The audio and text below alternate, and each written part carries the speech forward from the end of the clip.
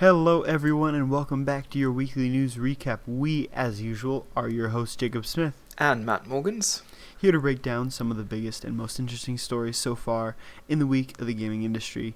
As usual, we're always looking to implement audience feedback, questions, so if you've got any of either, please feel free to leave them in the comments down below. But otherwise, let's just jump right into it. Matt, some interesting news surrounding Borderlands 3, some developments that I personally didn't expect to see coming. No, well, Borderlands 3, obviously, we got a huge amount of information at E3, and now we're heading full steam towards release. So there's not a whole lot for the game to reveal, but it seems that they do still have a few things hidden behind the curtain, and one of those is apparently a kind of all-v-all PvP mode. Mm-hmm. And this was revealed during a panel at GuardianCon that was held by Gearbox. And apparently this mode is going to be a sort of free-for-all dueling mode, which will allow Vault Hunters to kind of go all in on PvP against one another. And it sounds to me like this is going to be very similar to the sort of fairly simple PvP that existed in Borderlands 2, where two players could kind of duel each other. Yeah. But it sounds like they've kind of developed it into more of a specific mode. Mm-hmm. At least based on what they've said in the panel. They haven't yet shown anything of this mode in gameplay, so we don't know exactly how it's going to work. Mm-hmm. But the quote specifically was, once you're in a group, if you and your vault hunting buddies need to settle a dispute or are just curious what it feels like to be on the receiving end of each other's weapons and abilities, the new free-for-all dueling feature allows for opt-in 1v1v1v1 multiplayer battles. That's cool. And they also suggested that it's basically mayhem. Nice, okay. Which is about what you'd expect. Well, I mean, of course. I like that, though. I like that they're creating a more refined system for things that I think people were asking for. Not necessarily in a big, major way. Like, I don't think this was something that fans were majorly pushing for. But it shows that they can still implement new ideas into Borderlands. Which I know is always desired. Like, they don't want to switch up the formula too much, and I understand that. I don't think anyone really wants them to switch up the formula too much, but adding cool things like this is kind of just an expansion of what they're already doing really well. Yeah. I mean, they did, as I say, kind of already have a PvP system in Borderlands 2, but it was very basic, and it wasn't very well balanced.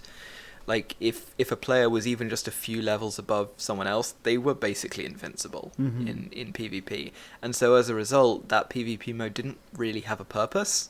Yeah. It was kind of an interesting novelty to do a couple of times, and that was about it. Yeah. But it sounds like this is going to be a bit more fleshed out, and hopefully there is, sort of a player balancing aspect, so that if someone's 5 levels above, that they can actually be beaten. But it does sound otherwise that it's although they did kind of refer to it as a feature as opposed to a mode. This is going to be something available in campaign, it sounds like. Again, they didn't say a ton about this, so we have to kind of guess in a few cases. Yeah. No, so I think it's cool that they're able to, like I said, like you said, kind of implement this as a sort of just a little feature. Like, it's not they're not making a huge big deal out of it, but it's there if you want to access it. I actually really like that.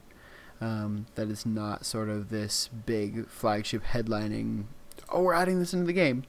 Yeah, it's not Borderlands Battle Royale. Yeah, exactly. And I don't think, I think that they know that the words Battle Royale would severely taint the game's image in a lot of fans' eyes, especially because I don't think, while there is probably some overlap in fans of Battle Royale and Borderlands, I don't think Borderlands fans want to see Battle Royale in Borderlands.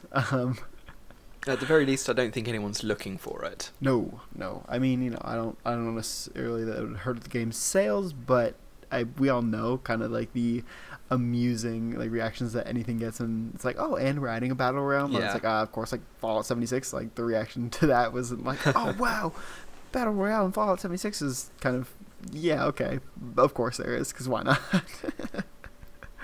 um, Kind of jumping from that into rumors and leaks and hearsay. Um, do you think, Matt, that there is a likelihood of a Switch Mini actually being in the works, as there has been suggested time and time again? I think it is more than likely, Mm-hmm. in some form or another.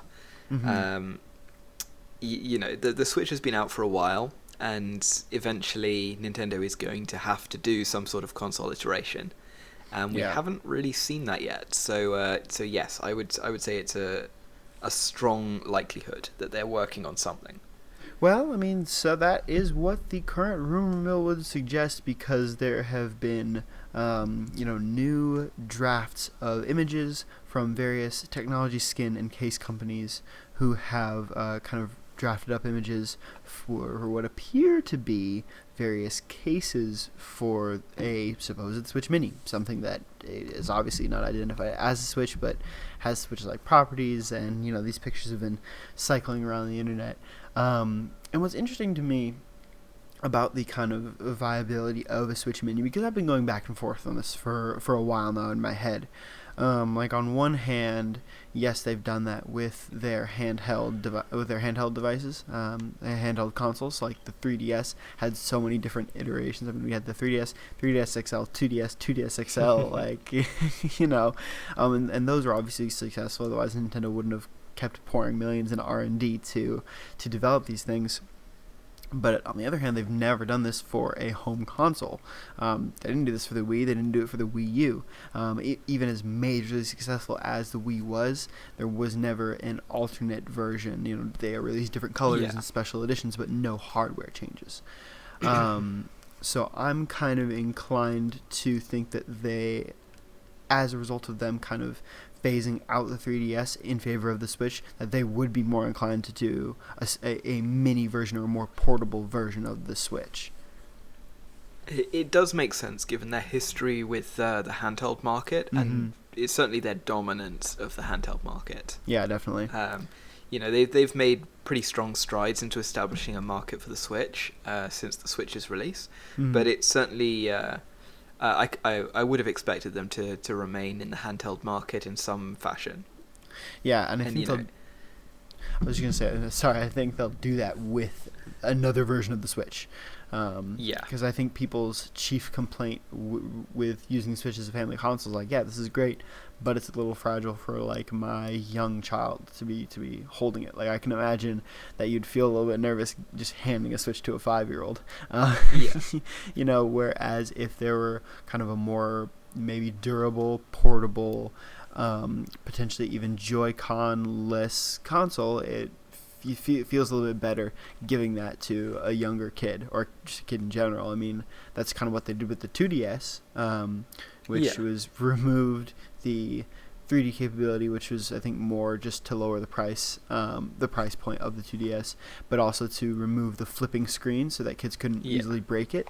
And honestly, I got a 2DS because I liked it. I liked the lack of a flip screen better. Every time I had one as a kid, like, they eventually wore out and broke. So I was like, all right, screw it. No, I'm not. I'm just going for the 2DS, and it was awesome. So I think even outside of the target market of like kids and young kids, there would be a profitable market for a Switch Mini in existing Nintendo fans, but.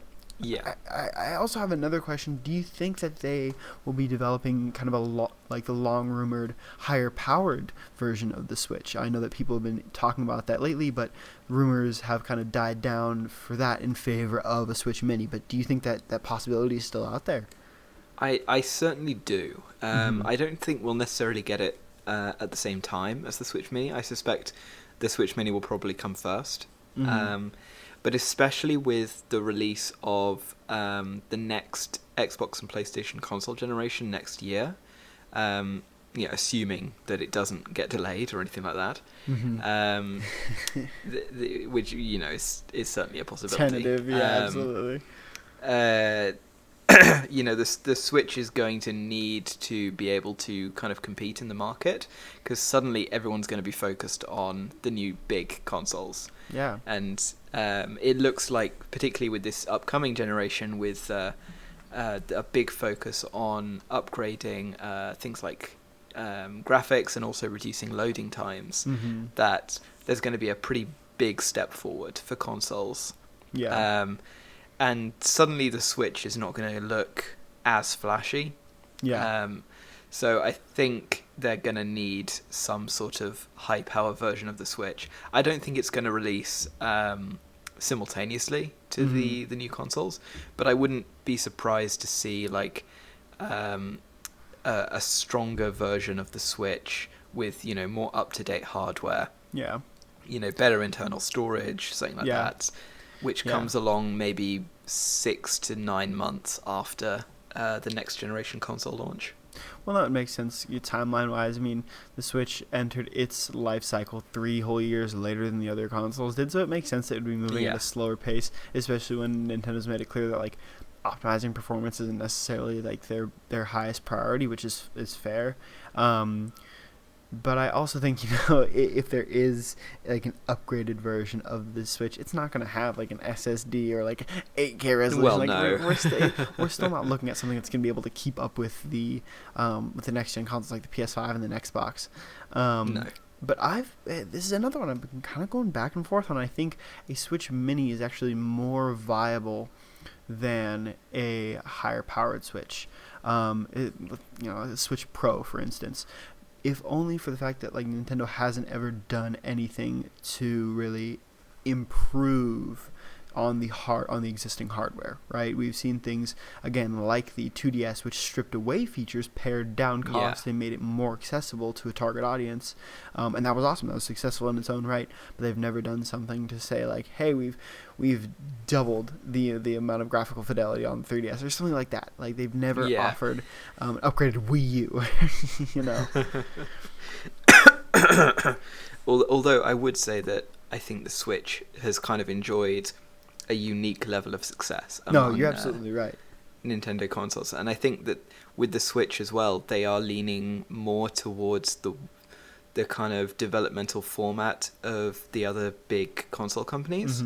They've had a much more open policy for the kind of games that they're allowing on their console, and as a result, the Switch has started to feel more in the same group as the Xbox and the PlayStation, which the Wii and the Wii U didn't feel as kind of as close. Yeah, it's definitely true. I do think the Switch Mini will be the more will be the first one that we get, and it will be like the one that they really focus on, because it gets them back into the handheld market in a big way. I do think I think there's a good possibility that there'll be some sort of higher end Switch, but I don't think it's going to be like a huge leap forward. I think it's just going to be a slight upgrade when it comes to things just like getting more up to date internal hardware. Maybe just improving the internal storage so that they can get more games to port over to the Switch, because at the moment there's a lot of games that are simply too big to get on the Switch, even though the developers would quite like to get them on the Switch. And indeed, we've seen a couple of instances recently with the port of The Witcher 3 Wild Hunt, which kind of surprised everyone by being announced for the Switch. But they've very clearly downgraded the graphics quite a lot. Yeah, it's 540p in docked mode and 360p in handheld, which like it's kind of to be expected, but that if devs have to downgrade their games, had to downscale, I don't want to say downscale their games that much to be able to get them on Switch, like I think that is more incentive for Nintendo to say, okay, maybe we need a beefier machine. I mean, there's definitely developers and studios who've openly said they'd like to bring their games to the Switch, but their games are just too big. And Elder Scrolls Online's maybe the biggest example where the studio said, we would love to bring the game to Switch, and we actively looked into bringing the game to Switch, but we physically can't fit the game on. Yeah, that's fair. I mean, and hopefully in the future, Nintendo sees more and more reason to give us more versions of the Switch, especially as the console enjoys a longer and much more unique lifestyle than its predecessors. Indeed. But kind of launching into different news about a well-beloved studio in Remedy Entertainment, who is currently working on the, frankly, really bizarre, awesome, weird sci-fi twist-looking game Control. But they're previously, perhaps more famously known for developing Alan Wake. The horror action game was well beloved by fans across the board, fans and critics alike. Game came out 9 years ago, which feels feels crazy to say. But they recently reacquired the publishing rights to Alan Wake.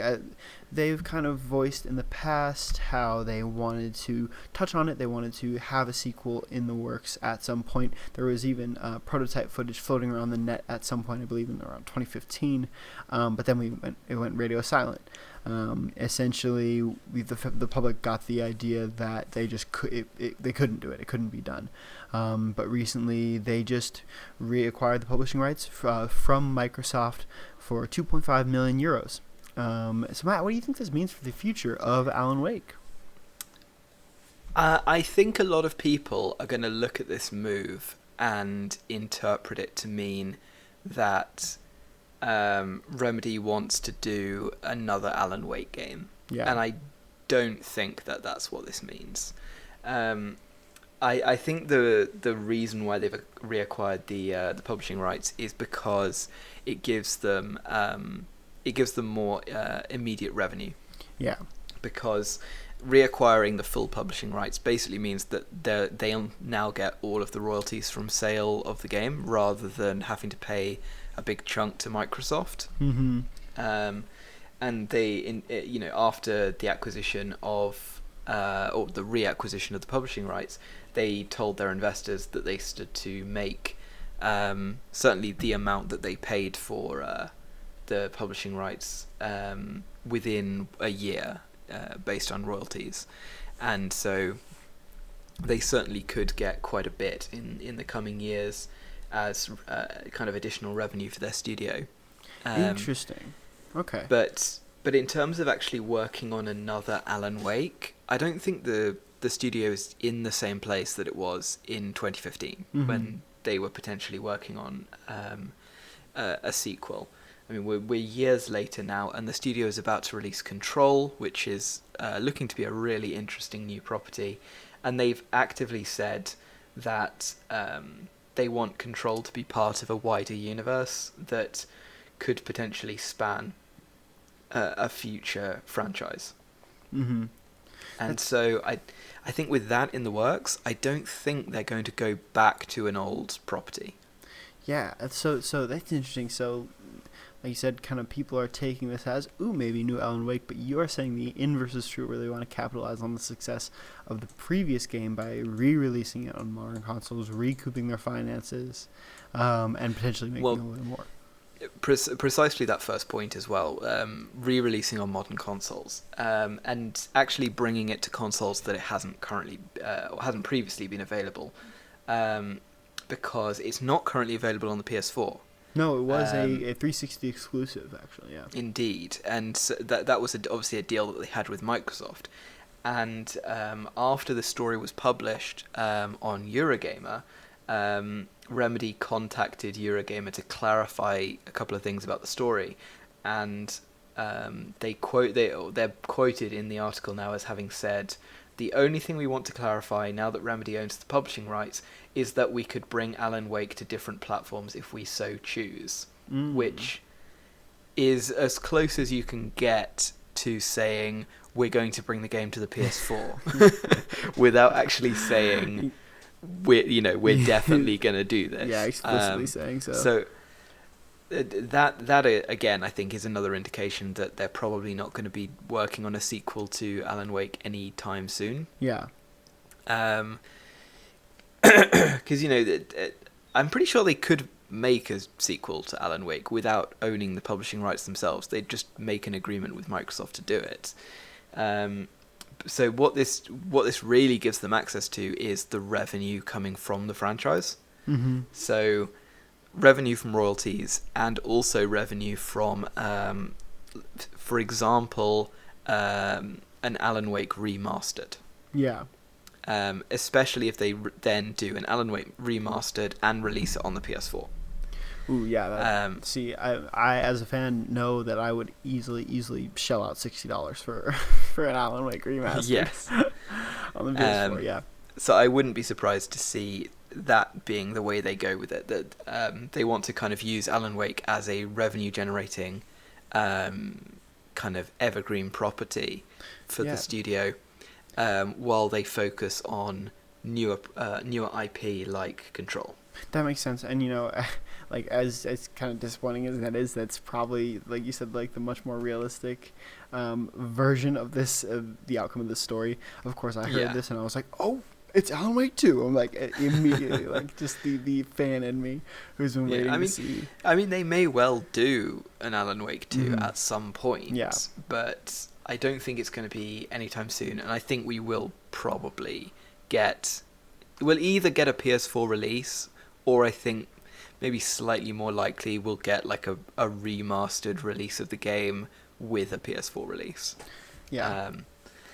Something to make money off of the game, just by bringing it up to current generation consoles. Yeah. And they may return to it at some point in the future, but they're not the largest studio, and so if Control is in the works, they probably aren't developing more than one game at a time. Yeah, no, like if not to a serious degree. No, but their biggest budget game, I mean, it was Quantum Break, and that was because they signed it was an Xbox exclusive. Like they had direct publishing support from Microsoft. Like, I don't believe that is the case with Control, and so like you said, they're not the biggest studio, and that $2.5 million is no joke. Like that's a good chunk of change to shell out. So clearly they know they can make a profit off of Alan Wake, and like you said, even if Alan Wake 2 is a game that's off in the distant future, I like the idea that Remedy at least has the potential now. Like they can do it if they want to. That to me is really comforting. And do you think it's fair to kind of assume that potentially the frequency with which we get new Alan Wake titles, or the likelihood of getting a new Alan Wake title, hinges on the success of Control? Like you said, I mean, they're trying to launch a franchise with this, and what if Control doesn't do so well? Maybe they revert back to a property that they know will do big numbers for them. Well, I'm honestly not sure about that. Mm-hmm. I think Control, based on what we've seen so far of Control and the fan reaction, I think Control has a good chance of doing well. Mm-hmm. If it does do well, I think they very likely will focus on Control as the sort of start of a new franchise. Yeah. And kind of build up this larger universe that they've talked about. Yeah. You're probably right on the nose on that one. Yeah. If it doesn't do so well, they could theoretically return to Alan Wake. The thing is, I don't think... And I mean, I may be wrong about this, but I feel like Alan Wake doesn't have a massive nostalgic audience. Mm-hmm. I'm sure it does have a nostalgic audience. I don't think it's huge. Yeah. And I also don't think it's a series that has name recognition when it comes to attracting new players. Yeah, its age definitely does not help on that front. Yeah, like I feel like this is the kind of game that a lot of gamers who played it when it was around are going to be nostalgic for it, but a lot of gamers who didn't play it probably have never heard of it. Yeah. It doesn't have a lot of name recognition aside from, if you actually experienced it yourself. Yeah. Certainly, I didn't play it myself, and I'm vaguely aware of the name, but I didn't really know a whole lot about it until I started researching it. Yeah, that's fair. It's definitely more of a cult following for sure. Yeah. And so with it being a cult following, I don't know if Remedy would see it as kind of a guaranteed profit, in the sense of if Control doesn't do well and they need to fall back onto something that is kind of reliably going to make money. Mm-hmm. I don't know if they would fall onto to an Alan Wake sequel, because it honestly might just be a bit too old. Yeah, that's fair. I mean, I'm sure if they did one, it would get attention, but I don't know how much it would kind of gain. Well, I think that's also dependent on how well the TV show does, because we know there's an Alan Wake TV show in the works, which Remedy was involved with producing. So feasibly, if the Indeed. TV show does big numbers, that might be more incentive. Look, Matt, I'm just looking for any way we can get Alan Wake 2. No, that's a fair point. If the TV series does do well, it could have a very beneficial effect on the name recognition. Yeah. And I think if that happens, then the chances of getting an Alan Wake 2 are very likely to go up. Yeah. But that all of that is a little ways off. Absolutely, and all kind of totally subject to change and speculation. But like I said before, I'm just happy that they have the possibility that the rights are back in their hands, at home, as it were, where Alan Wake is home, where he should be, back at Remedy. And of course, what would a weekly recap be without a little tidbit of Cyberpunk news? Matt, go ahead and lay it on me. I know you've got some clarifications directly from the mouth of CDPR. Yes, so some recent comments were made by people from CD Projekt Red, and those comments were sort of misinterpreted by media and social media. And Google Translate. Yeah, to mean that CD Projekt Red was working on 3 Cyberpunk games, and CD Projekt Red had to come out and say, no, we're not developing 3 Cyberpunk games. Mm-hmm. What they're actually doing is working on 3 Cyberpunk projects, but those are not all independent games. Unsurprisingly, right? So they Adam Kaczynski. Oh God, I'm not sure how to pronounce that. I believe it's Kaczynski. Quoted as saying, "We're working on 3 Cyberpunk things over the main game and over 2 more."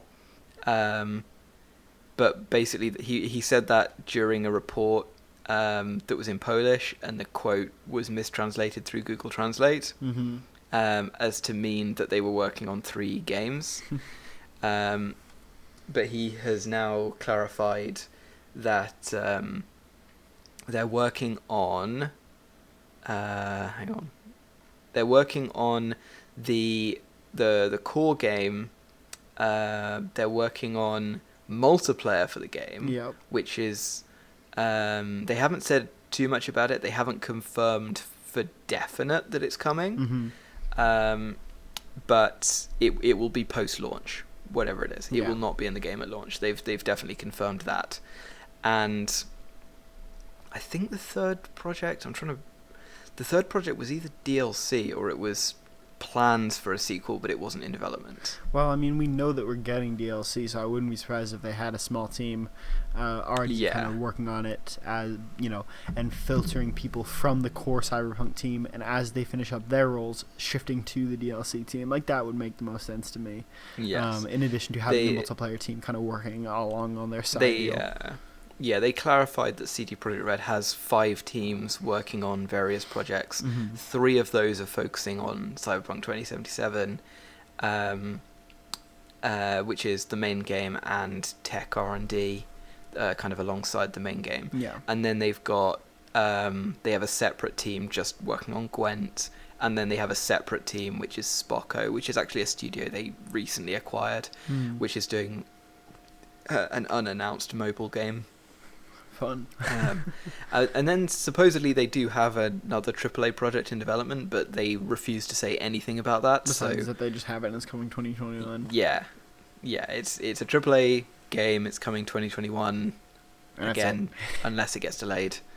And we know next to nothing about it. But it's very unlikely to be a Cyberpunk sequel. Yeah. Oh, I would. That'd be way too soon. Yeah, and Mike Pondsmith, I know, has talked about potential movies, potential sequels, but it's all potential now. There's no feasible reason for them to immediately start working on the sequel, especially when they have so much more to flesh out on the current game.